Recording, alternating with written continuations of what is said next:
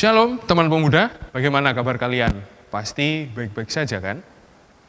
Perkenalkan, saya Christian dari KPPM Jemaat Banyuwangi yang ingin membagikan sebuah video renungan singkat yang berjudul Menjadi Gereja yang Relevan Melalui Kehadiran Pemuda. Sebelum lanjut ke renungannya, mari kita lihat sedikit bagaimana pemuda-pemudi Banyuwangi dalam kehidupan pelayanannya. Jangan lupa, lihat ya.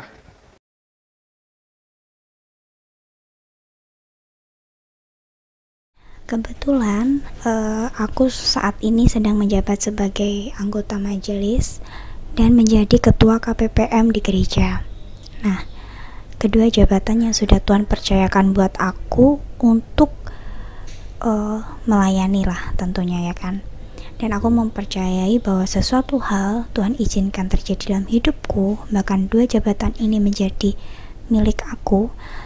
Itu berarti Tuhan percaya aku mampu untuk melakukan sesuatu, atau mungkin Tuhan mau aku melakukan sesuatu kayak gitu. Dan bentuk pelayanan apa aja sih yang sudah aku lakukan? Nah, kalau di keanggotaan majelis ya tentunya kita menjalankan sesuai porsinya kita sebagai seorang majelis, kita melayani dalam ibadah seperti itu. Dan untuk kegiatan-kegiatan lainnya.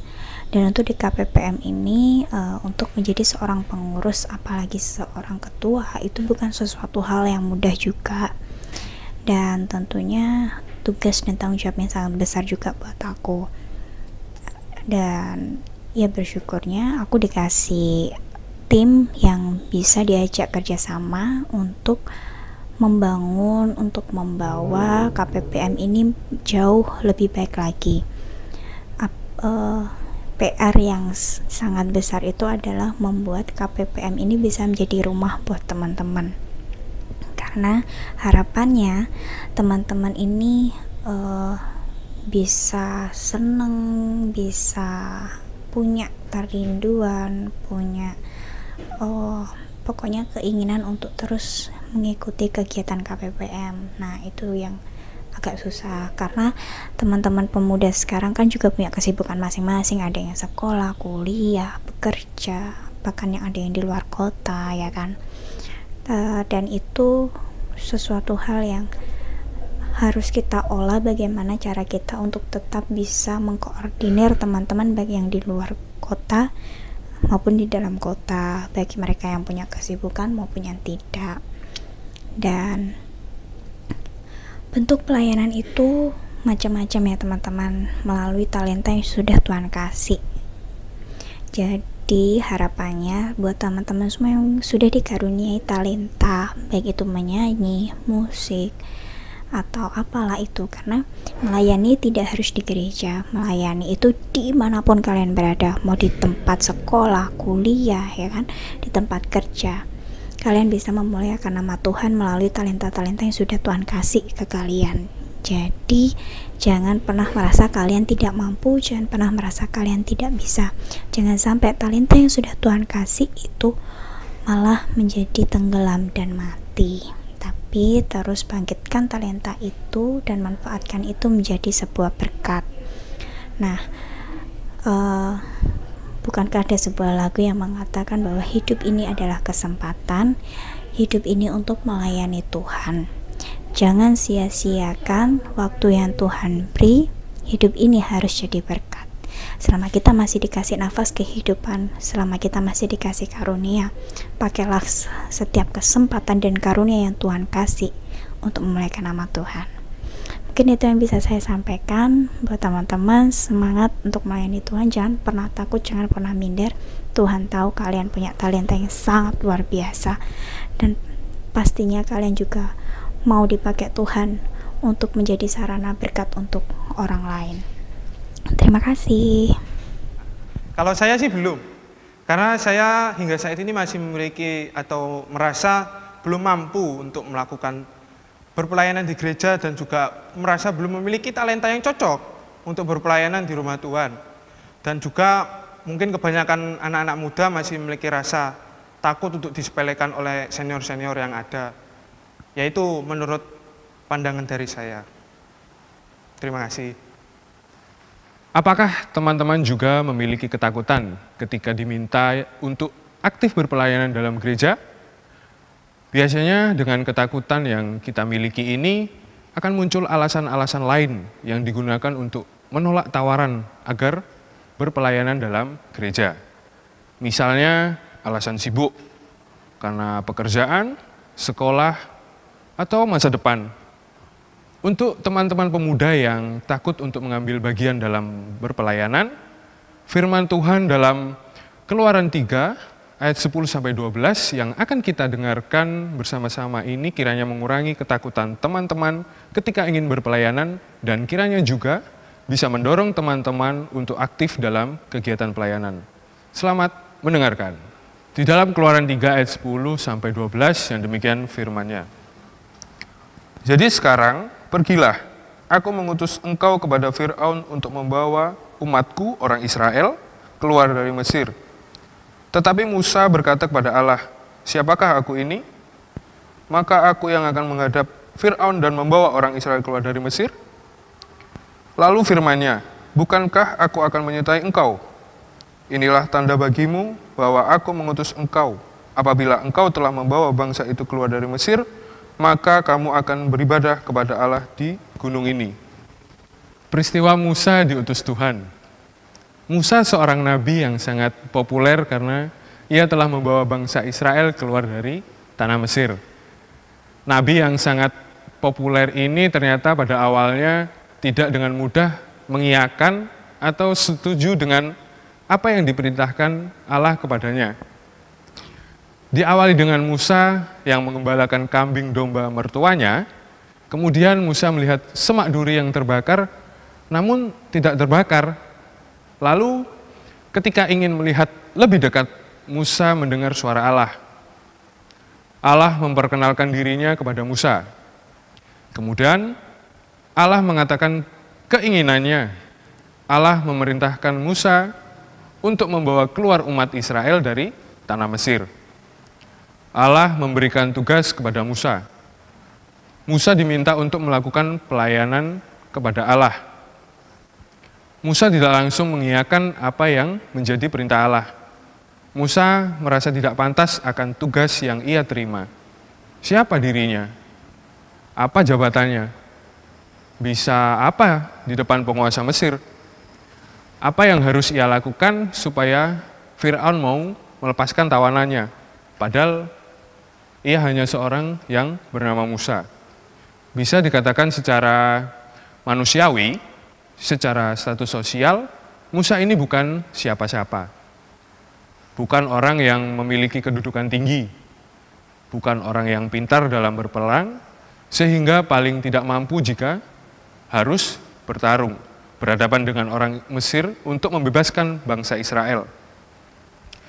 Namun, di situ jelas dikatakan bahwa Allah menyertai Musa, meskipun Musa hanya orang biasa, meskipun Musa tidak pandai berperang, sekalipun Musa tidak memiliki kekuasaan.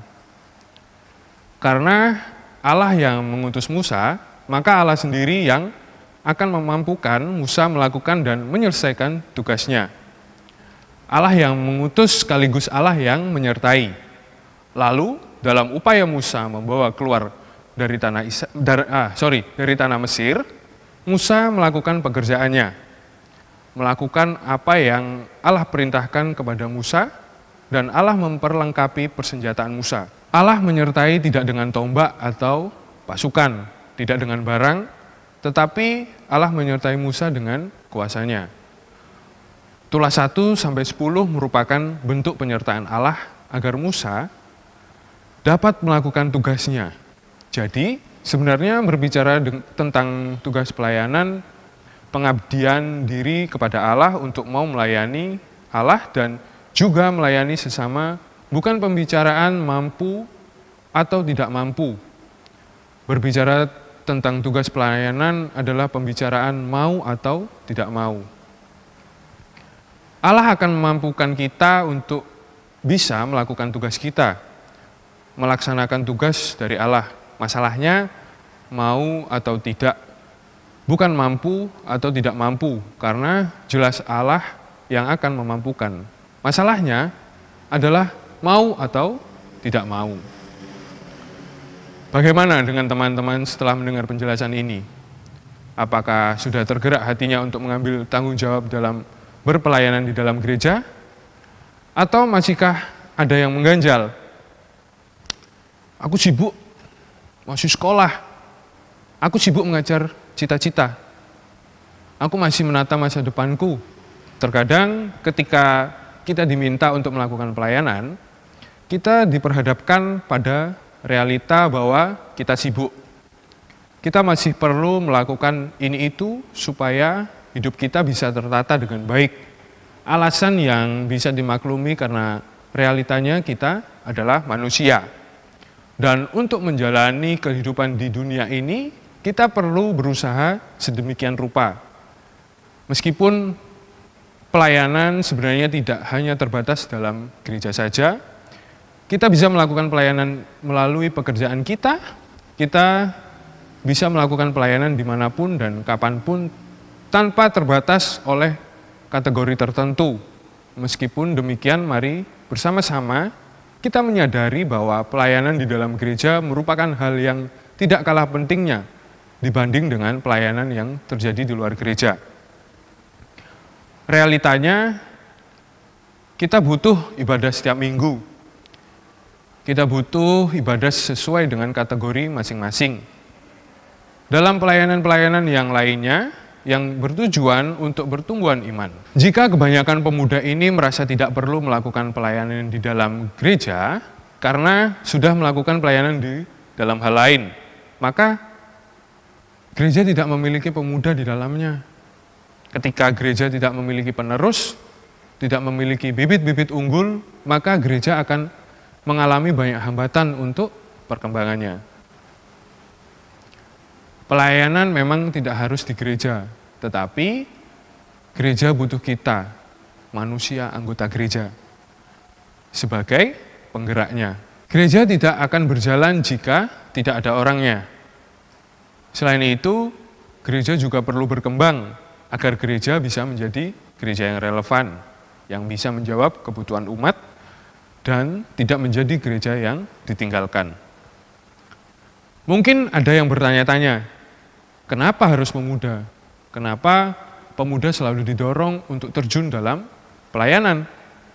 Jawabannya adalah agar gereja tetap bisa berjalan dan menjadi gereja yang relevan, yang bisa menjawab persoalan-persoalan masa kini, dan tidak menjadi gereja yang ditinggalkan, karena dianggap tidak sesuai dengan persoalan masa kini. Dengan semangatnya, dengan kreativitasnya, dengan ilmu pengetahuan yang selalu diperbaharui, dan pemuda menjadi penikmat kebaruan dari ilmu pengetahuan itu. Maka, dari itu pemuda dianggap memiliki peran penting dalam sebuah kemajuan dalam pelayanan gerejawi.